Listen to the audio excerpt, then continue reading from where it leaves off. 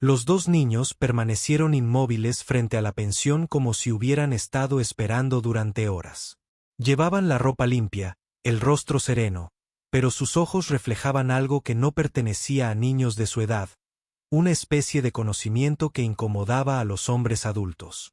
Eliza Harper se alzaba sobre ellos desde su porche. Con sus casi 2 metros de altura, proyectaba una sombra que se tragaba a los gemelos por completo. Todos en el pueblo conocían la regla. Eliza Harper no ayudaba a nadie. No le había abierto la puerta a un desconocido en 15 años. Pero estos niños no pedían comida ni refugio. Pedían algo completamente distinto. «Necesitamos ver al hombre del reloj de plata», dijo el niño. Su voz era demasiado firme para un niño de 8 años. «El que viene aquí cuando la luna está oscura». El rostro de Eliza palideció. Se suponía que nadie debía saber de él. Nadie sabía siquiera de su existencia. La niña dio un paso adelante y fue entonces cuando Eliza lo vio. La pequeña bolsa de cuero que colgaba de su cuello. La misma bolsa que había visto hacía 20 años en un lugar que se suponía olvidado para siempre. «¿Cómo sabes lo del reloj?», susurró Eliza. Los niños se miraron y, por un instante, algo pasó entre ellos que no era propio de hermanos normales compartiendo un secreto. Era algo más antiguo, algo que sugería que sabían mucho más sobre Eliza Harper de lo que ella jamás le había contado a nadie. «Porque», dijo la niña simplemente, «ha estado esperando a que lo encontráramos». Desde la sombra del viejo roble, Sterling McKinley observaba cómo se desarrollaba todo. Llevaba 2 décadas viniendo a ese lugar, siempre en las mismas noches, siempre con el mismo reloj de plata. Pero nunca se había esperado esto. Los niños no estaban perdidos. Estaban exactamente donde se suponía que debían estar. Las manos de Eliza temblaban mientras se agarraba a la barandilla del porche. 20 años. 20 años desde la última vez que vio esa misma bolsa de cuero con su distintivo bordado de cuentas que contaba una historia que solo 3 personas en el mundo podían leer. Había quemado todo lo demás de esa época, tirado cada recordatorio, se había mudado a este lugar olvidado de Dios específicamente para olvidar. Pero aquí estaba, colgando del cuello de un niño que no podía saber lo que significaba. El niño se acercó, sus pequeños pies descalzos sin hacer ruido en los escalones de madera. «Lo reconoces, ¿verdad?». Su voz tenía una seguridad que le revolvió el estómago a Eliza. «¿Sabes lo que significa?». «No sé de qué estás hablando». La voz de Eliza salió más áspera de lo que pretendía. «Ahora sal de mi propiedad antes de que llame al sheriff». Pero incluso mientras lo decía, sus ojos no podían apartarse de la bolsa. El patrón era inconfundible. 3 águilas en vuelo tejidas en cuentas azules y blancas con una sola cuenta roja en el centro. Ella había ayudado a hacer esa bolsa. Sus jóvenes dedos trabajando junto a otro par de manos. Ambos riendo mientras cosían el cuero bajo un cielo de verano que ahora parecía de hace una vida. La niña habló por primera vez. «Nos dijo que dirías eso». Su voz era más suave que la de sus hermanos, pero transmitía la misma inquietante confianza. «Dijo que fingirías no recordar, pero también dijo que nunca olvidarías la noche de la luna roja cuando llegaron los soldados». A Eliza se le cortó la respiración. Nadie sabía de esa noche. Nadie vivo, al menos. Se había asegurado de ello. Había enterrado esos recuerdos tan profundamente que a veces casi podía convencerse de que le habían sucedido a otra persona. «¿Quién te dijo eso?». Las palabras salieron apenas como un susurro. Los niños intercambiaron esa mirada de nuevo y Eliza se dio cuenta de que no era la típica comunicación silenciosa entre gemelos. Era algo completamente distinto. Estaban decidiendo si confiarle algo, sopesando su reacción, midiendo su valía. Desde detrás del roble, Sterling McKinley sintió que se le aceleraba el pulso. Llevaba 2 décadas viniendo a esa pensión cada luna nueva, siempre llevando el reloj de plata, siempre con esperanza. Nunca supo exactamente qué esperaba, solo que lo sabría cuando lo viera. Y ahora, al ver cómo el rostro de Eliza palidecía al contemplar a esos niños, comprendió que lo que había estado esperando por fin había llegado. El chico metió la mano en su pequeño bolso de cuero y sacó algo que hizo que Elisa se quedara boquiabierta. Era una fotografía, vieja y arrugada, que mostraba a dos jóvenes junto a un caballo. Una de ellas tenía el pelo largo y oscuro y vestía ropa tradicional indígena. La otra era, sin duda, una versión más joven de Elisa Harper. «Está viva», dijo la chica simplemente. «Y nos envió a buscarte». La fotografía se le cayó de los dedos a Elisa, revoloteando hacia el porche como un pájaro herido. Se tambaleó hacia atrás hasta que su columna golpeó el marco de la puerta. Sus piernas, de repente, no pudieron soportar su peso. La mujer de esa foto llevaba muerta 20 años.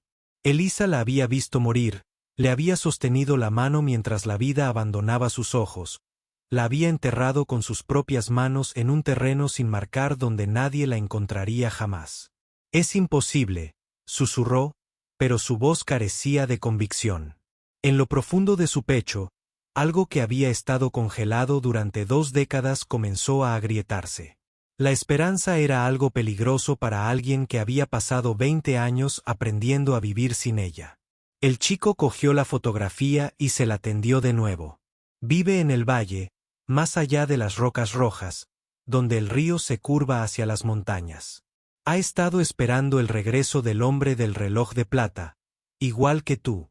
«No he estado esperando a nadie». La mentira le supo amarga a Elisa. Cada mes, cuando llegaba la luna nueva, se encontraba de pie en ese mismo punto del porche, escudriñando la oscuridad en busca de una figura que nunca aparecía. Hasta esa noche, Sterling McKinley salió de detrás del roble. Sus botas crujieron suavemente sobre las hojas caídas.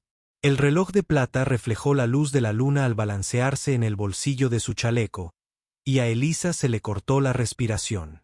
Había imaginado ese momento tantas veces que verlo acercarse le parecía entrar en un sueño que llevaba 20 años teniendo. «Hola, Elisa».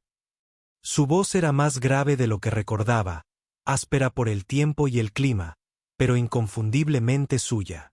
«Te dije que volvería». Los niños se giraron para mirarlo, y algo pasó entre ellos tres que hizo que Elisa se sintiera como una extraña en su propia memoria. Se conocían. De alguna manera, esos niños y ese hombre que la había atormentado durante 2 décadas ya se conocían. «Tú los trajiste», dijo, y no era una pregunta. Sterling negó con la cabeza lentamente. «Se trajeron solos. He estado viniendo aquí. Cada mes, durante 20 años, llevaba este reloj, sin saber por qué.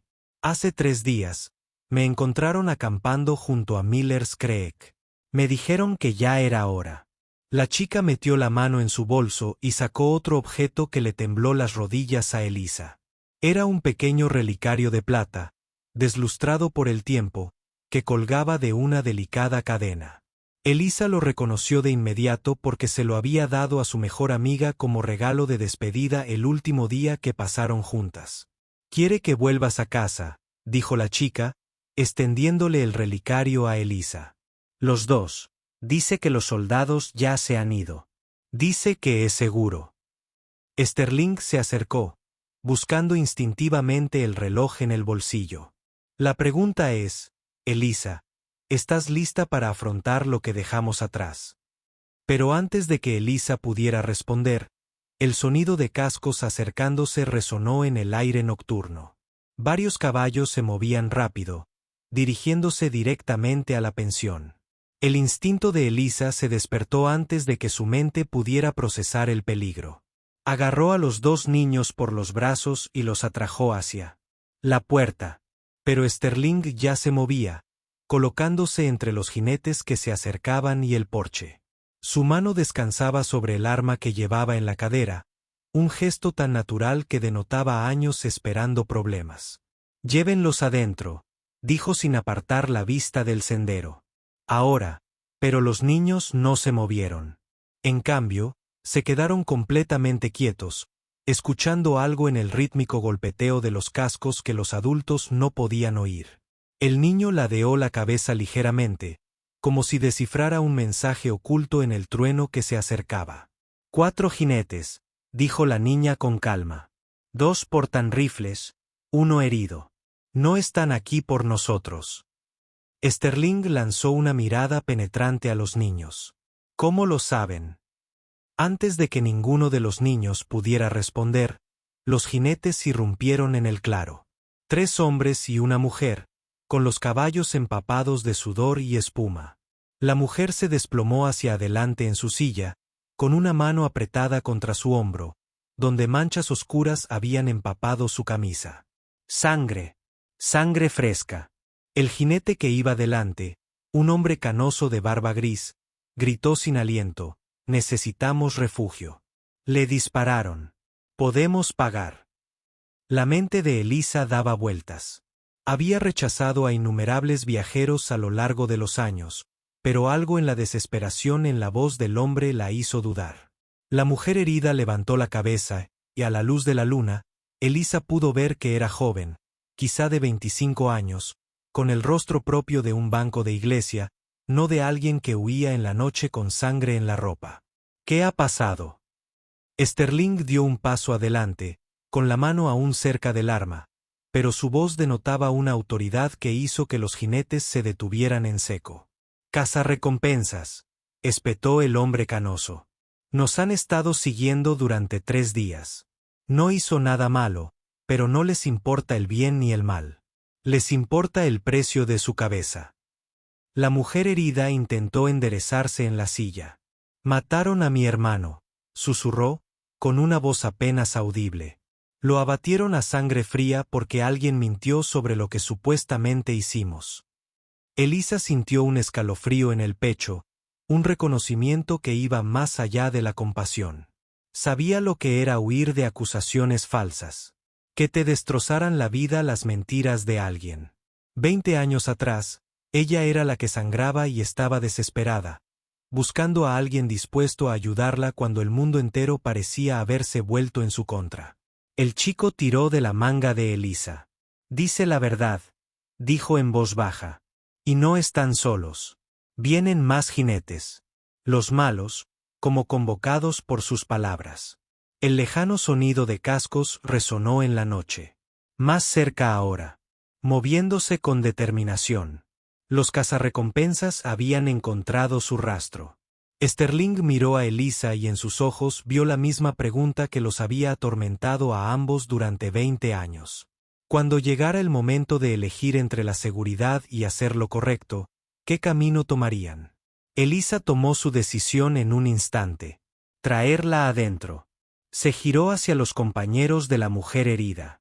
«Tus caballos en el establo», rápido y silencioso.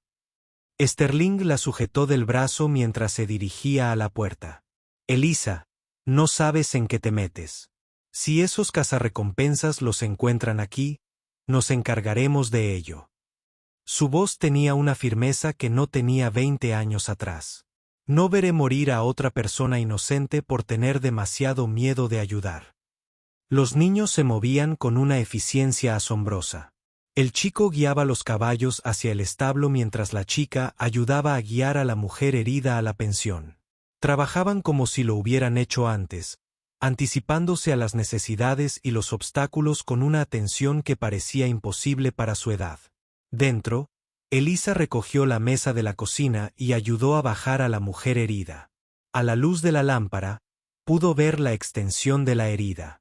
La bala le había atravesado el hombro limpiamente, pero la mujer había perdido mucha sangre. Su rostro estaba pálido como la nieve. «¿Cómo te llamas?», preguntó Elisa mientras recogía un paño limpio y agua. «Sara. Sara Michei». La voz de la mujer era débil pero firme. «Mi hermano y yo intentábamos llegar a California. Empezar de cero. Pero alguien le dijo a la ley que habíamos robado un banco en Colorado. Ni siquiera habíamos estado en Colorado». Sterling se colocó junto a la ventana, observando el rastro. «A los cazarrecompensas no suele importarles la verdad», dijo con gravedad. «Les importa recolectar». La niña apareció junto a Elisa con una pequeña bolsa de tela. «Esto ayudará a detener la hemorragia», dijo, sacando hierbas secas que Elisa no reconoció. Y esto aliviará el dolor. Elisa miró fijamente a la niña. ¿Dónde aprendiste medicina? Nos enseñó muchas cosas, respondió la niña, comenzando a preparar las hierbas con manos expertas. Dijo que necesitaríamos saber cómo ayudar a la gente. El hombre canoso irrumpió por la puerta. Ya vienen. Quizás en 10 minutos. Podemos ver sus antorchas a través de los árboles. Sterling se apartó de la ventana. ¿Cuántos?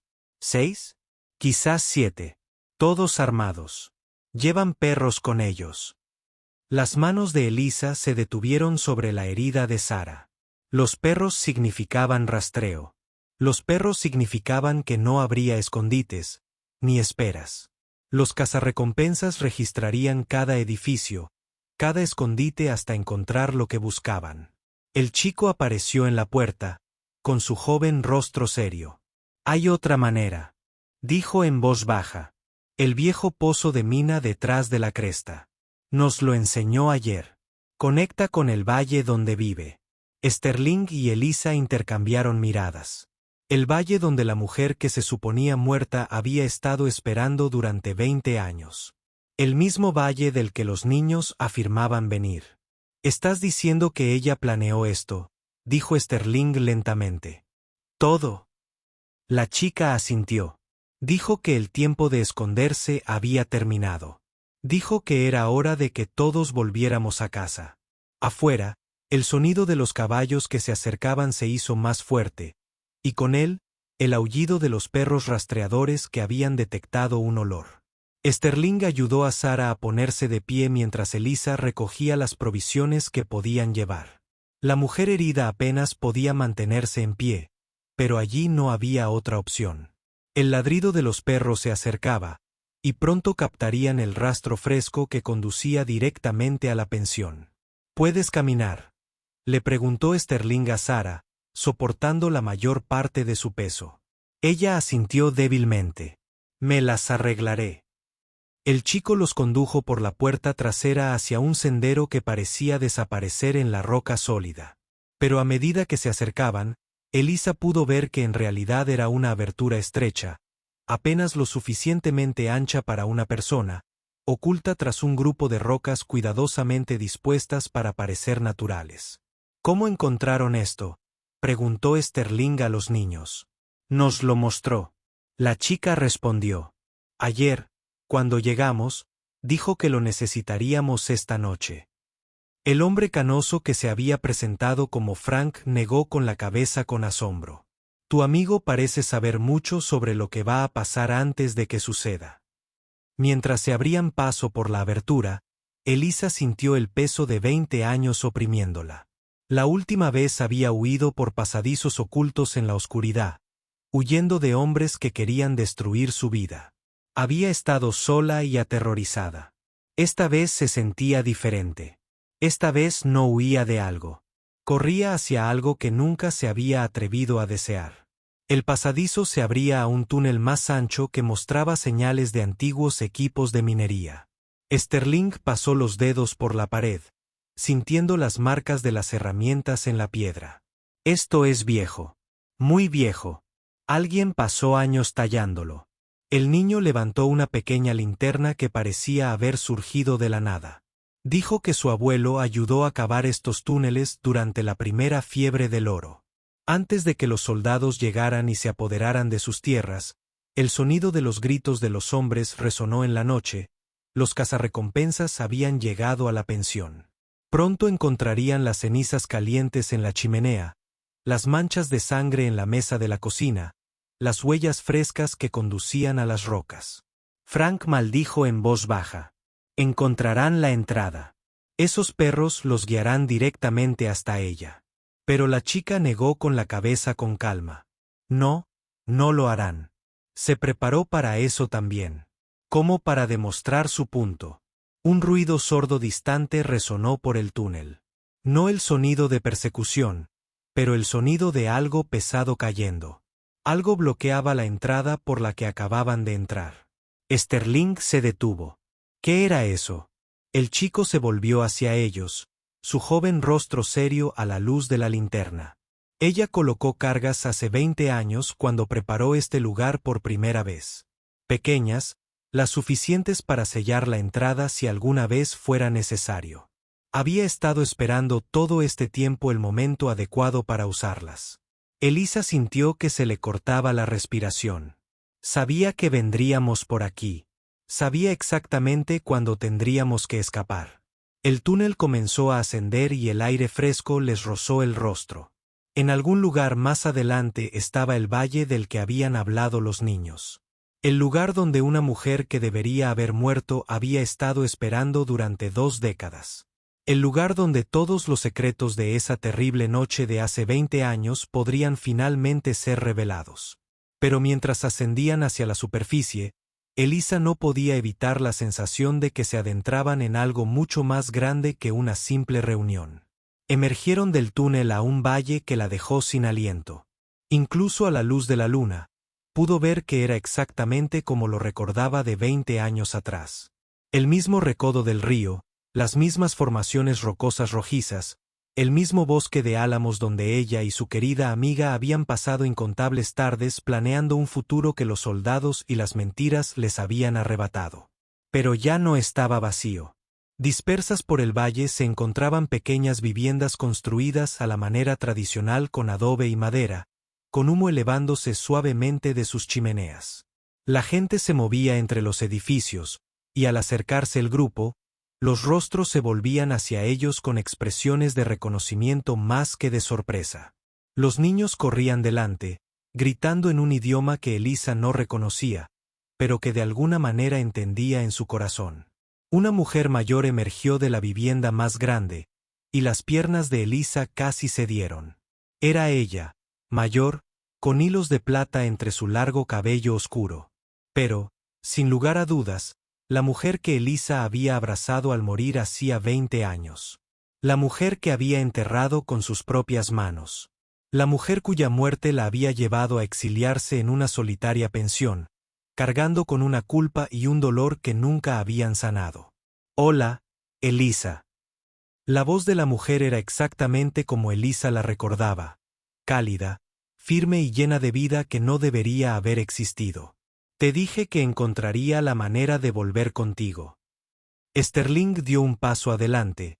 Su mano se movió instintivamente hacia el reloj de plata. Anna. ¿Pero cómo? Te vimos. Anna sonrió, la misma sonrisa amable que había atormentado sus sueños durante 2 décadas. Viste lo que necesitaba ser visto, lo que los soldados necesitaban creer.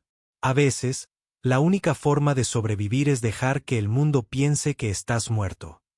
Frank y sus compañeros la miraron confundidos. Pero Elisa apenas los notó. Todo su mundo se había reducido a la mujer imposible que estaba frente a ella. La amiga que había llorado durante 20 años.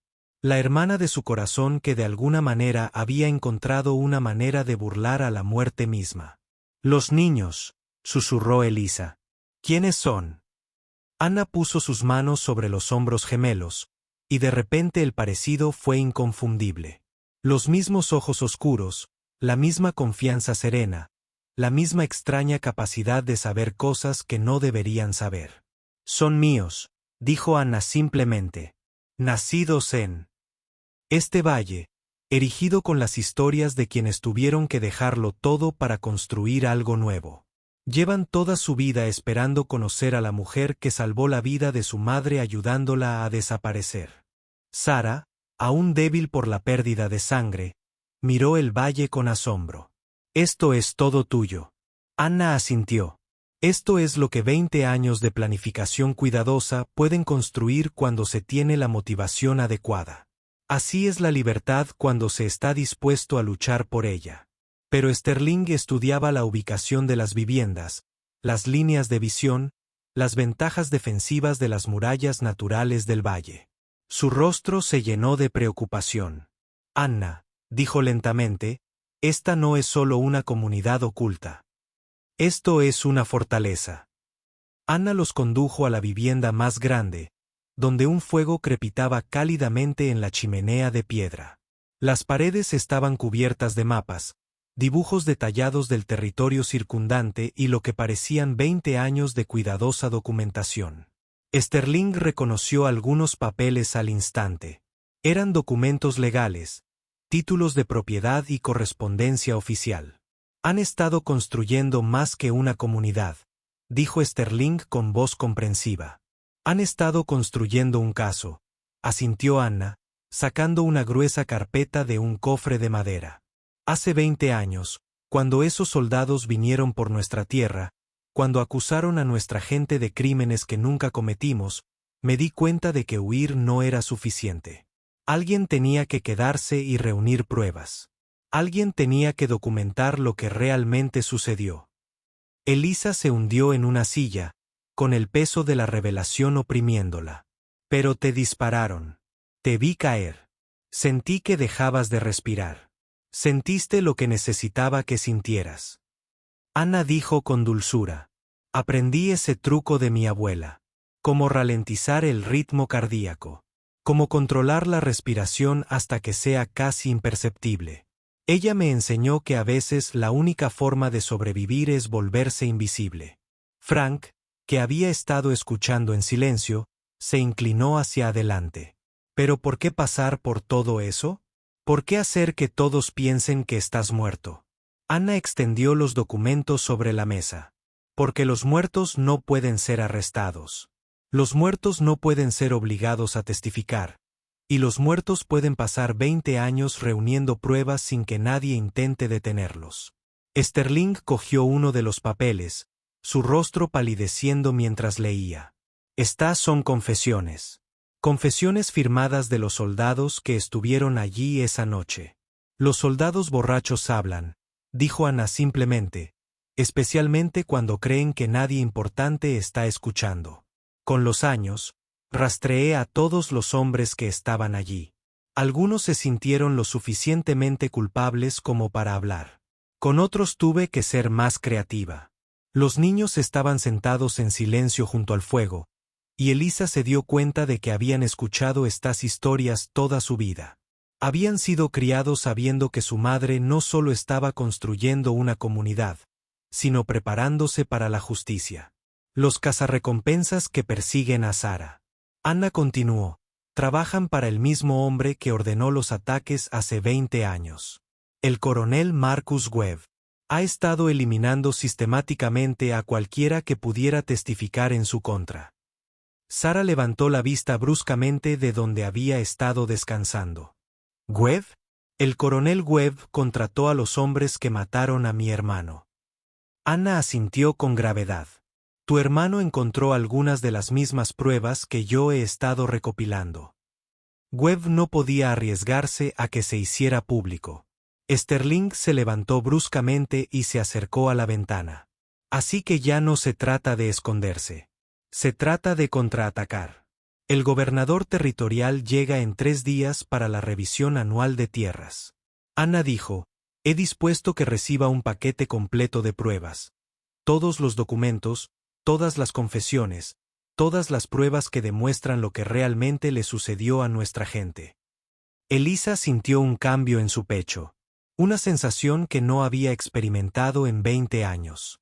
Esperanza mezclada con propósito. El dolor transformado en determinación. Pero Webb no permitirá que eso suceda, dijo Sterling. Si descubre dónde estás, sonrió Anna, con la misma sonrisa intrépida que Elisa recordaba de su juventud. Menos mal que estamos preparados para él. El enfrentamiento llegó al amanecer. Los hombres de Webb habían encontrado otra forma de entrar en el valle, dando vueltas por los pasos altos mientras los cazarrecompensas mantenían a todos concentrados en el túnel sellado. Pero Anna también lo había previsto. 20 años de preparación le habían enseñado a planificar para cada posibilidad. Cuando el propio Webb entró en el valle con una docena de hombres armados, no se encontró con una comunidad de refugiados indefensos, sino con una defensa coordinada que llevaba décadas gestándose. Cada residente conocía su posición. Cada edificio había sido diseñado con múltiples rutas de escape, y cada arma había sido cuidadosamente mantenida y practicada. Sterling estaba junto a Anna. Mientras Webb se acercaba, el reloj de plata finalmente regresó a su legítimo dueño. Había sido el reloj del padre de Anna, un símbolo del tiempo robado a su gente, y Sterling lo había llevado fielmente hasta el momento en que pudo traerlo a casa. «Anna, osita», gritó Webb, con la misma arrogancia de hacía 20 años. «Deberías haberte quedado muerta». «Debería haber hecho muchas cosas de otra manera», respondió Anna con calma. Pero morir no era una de ellas. La mano de Webb se dirigió hacia su arma, pero se detuvo al notar que el jinete solitario se acercaba desde el sendero principal.